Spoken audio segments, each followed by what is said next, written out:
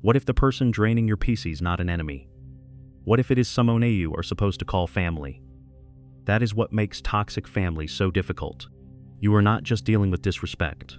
You are dealing with guilt, history, obligation, old roles, and the quiet pressure to keep accepting pain because you share a name. In this video, you are going to learn 5 emotional armor rules for dealing with toxic family without losing yourself. Not 5 ways to hate them. Not 5 ways to start a family war. 5 ways to stop giving people unlimited access to your peace just because they are related to you, because maybe you know this feeling. You leave a family gathering feeling smaller than when you arrived. You see their name on your phone and your body tightens. Before you even answer, you try to explain how you feel. And somehow, you become the problem. You try to be the bigger person, but being the bigger person keeps making you smaller. Here is the truth. You do not need to hate your family to protect yourself. You do not need everyone to understand before you choose peace. And you do not need to lose yourself just because someone shares your blood, your last name, or your childhood. Family can be connection, but connection is not permission to destroy your peace. So here are 5 ways to deal with toxic family without losing yourself. Number 1. Use the reality rule. Stop waiting for them to become who you needed them to be. Imagine standing in front of the same locked door every single day. You hold the same key, you knock the same way, and every day, you hope this is the day the door finally opens. But it does not open, so you start blaming yourself. Maybe I knocked too hard. Maybe I knocked too softly. Maybe I came at the wrong time. Maybe if I explain it better, the door will finally open. But sometimes, the truth is much simpler. That door was never built to open for you. That is what toxic family pain can feel like. You keep going back to the same person, hoping this time they will give you understanding. This time, they will apologize. This time, they will stop criticizing. This time, they will finally see how much they hurt you. And when they do not, you feel broken again, not because you are weak, because hope becomes painful when it keeps sending you back to a place that has already shown you what it can give. This is the reality rule. Acceptance is not approval. Acceptance does not mean what they did was okay. It means you stop building your peace on the fantasy that they will suddenly become different. You can love someone and still see them clearly. You can care about them, and still admit this person is not safe with certain parts of me. That is not bitterness. That is clarity. Your peace cannot depend on someone else finally becoming who you needed them to be.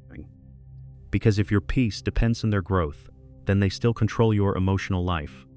The moment you accept reality, you stop asking the same locked door to become a home. And that is where your freedom begins. Number 2. Use the explanation limit. Stop explaining yourself to people who benefit from misunderstanding you. Toxic family can turn explanation into a courtroom. You start by trying to be heard. You end by defending your tone, your memory, your choices, your boundaries, and sometimes your entire character. You say, "This hurt me," they say. You always make everything about you. You say, "I need some space." They say, "So now you think you are better than us?" You say, "I am not coming this time." They say, "After everything we have done for you?" And suddenly, you are not discussing the boundary anymore. You are on trial. Here is the trap. Not everyone asks why because they want to understand. Some people ask why because they want more material. Every extra explanation becomes another handle they can grab. Every detail becomes another sentence they can twist. Every honest reason becomes another weapon in the hands of someone committed to misunderstanding you. That is why the explanation limit matters. Not everyone deserves access to your reasons. Some people are not looking for your truth.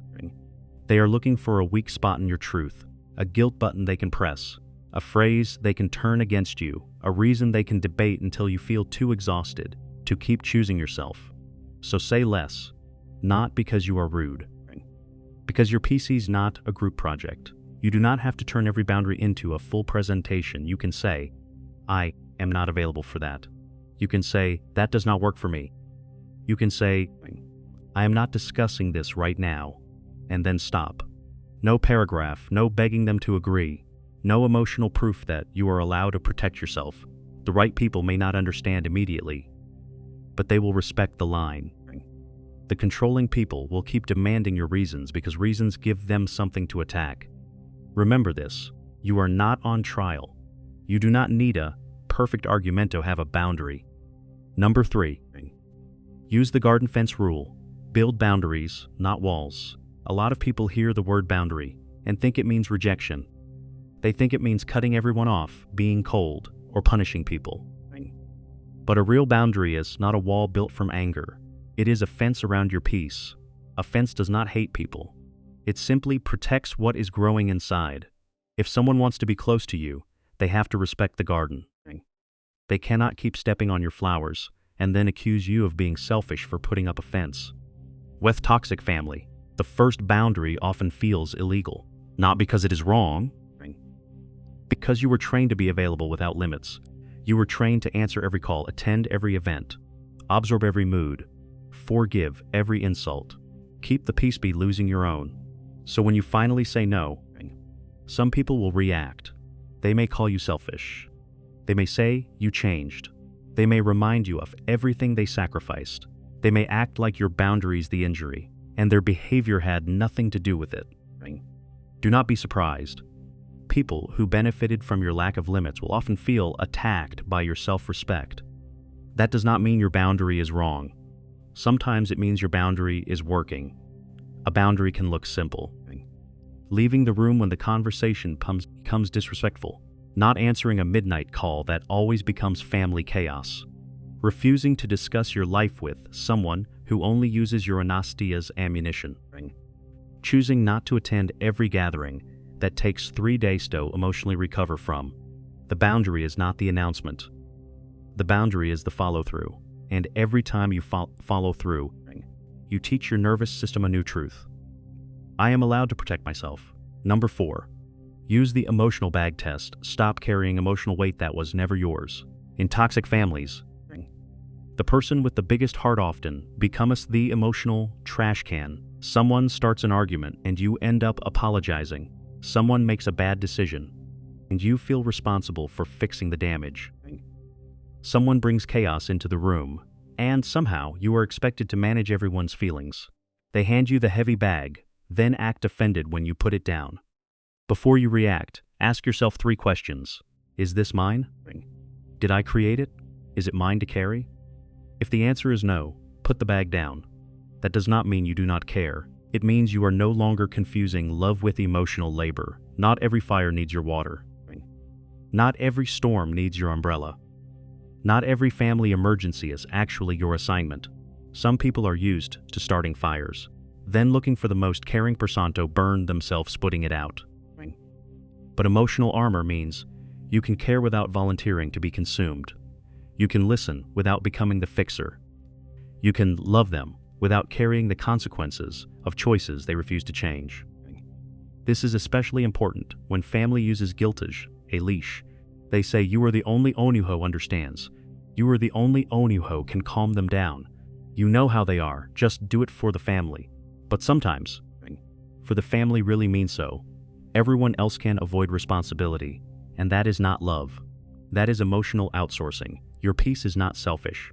Your energy is not unlimited. And being the strongest person in the room does not mean you must carry everything everyone else drops. Number 5. Use the no apology rule. Heal without waiting for the apology that may never come. This one is painful, but it is freeing. Some people stay emotionally tied to a toxic family because they are still waiting for the moment where the person finally admits it. The parent says, "I should have protected you."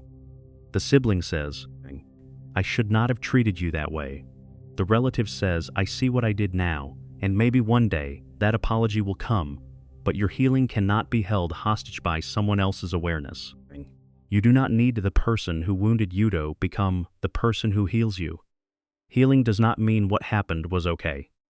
Healing does not mean you pretend it did not hurt. Healing does not mean you hand them the same access again. Healing means you stop letting their refusal to understand aside how long you stay broken. Because some people will never give you the sentence you are waiting for. Not because you did not explain it well enough. Not because your pain was not real enough, but because admitting the truth would require them to face a version of themselves they are not ready to see. So you stop waiting at that door. You build anyway. Brick by brick, day by day. You build a life where they're denialis, no longer the center of your emotional world. You can heal even if they never say sorry. You can become lighter even if they stay the same. You can move forward without turning your pain into a lifelong courtroom case. That is not losing. That is returning to yourself. Now listen carefully. Dealing with toxic family is not about becoming cruel. It is not about hating your parents, your siblings, your relatives, or the people you came from. It is about refusing to abandon yourself just to stay connected to people who keep hurting you. You can love family and still protect your peace. You can respect where you came from and still stop letting it control where you are going. You can be grateful for what someone gave you and still be honest about what they cost you. Both things can be true. That is emotional maturity. So let us bring the 5 rules together. The reality rules: stop waiting for them to change. Your peace begins with reality, not fantasy. The explanation limit. Stop explaining yourself to people who twist your honesty. You are not on trial. The garden fence rule. Build boundaries, not walls. A fence around your peace is not hate. The emotional bag test. Stop carrying emotional weight that was never yours. Not every bag belongs in your back. The no apology rule. Heal without waiting for an apology.